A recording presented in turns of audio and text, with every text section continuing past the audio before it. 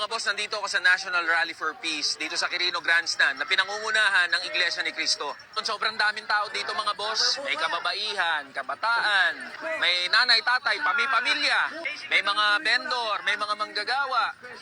Basically, mga kaparehas nating ordinaryong Pilipino ang nagkita-kita dito sa Quirino Grandstand. Bukod sa pagiging kaanib sa Iglesia ni Cristo, mga ordinaryong Pilipino rin naman yung mga nandito. May iba-ibang paniniwala at meron ding iba-ibang paninindigan. Ngayon sasabihin ng iba, bakit ako nandito? Totoo naman, no, na mga ordinaryong Pilipino lang ang nandiyan. Pero yung sinasabi mo na magkakaiba ng paniniwala, the reason kung bakit sila nandyan kasi meron silang isang paniniwala. Yon ay pagsuporta sa sinabi ni PBBM na pagkakaisa, unity. Ang tanong dito, bakit ka ba nandyan? At saka talagang isiningit mo pa talaga yung kamanggagawa, ha? At saka mga sahod-sahod. Ay, kala may mananalo. Ipupusta ko ang dumi ko sa kuko. Yung mga lupa-lupa ko sa kuko.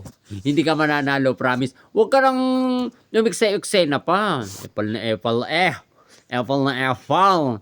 Kaya nandyan yung mga taong yan, yung mga iglesia na yan, kasi meron silang isang paniniwala. At pinaniniwalaan nila yung sinasabi ni PBBM na mag-focus na lang sa problema ng bansa, hindi dun para patalisikin si VP Sara at saka sa pagkakaisa. Hindi ka naman nakikiisa. Bakit ka nandyan? Apple yun?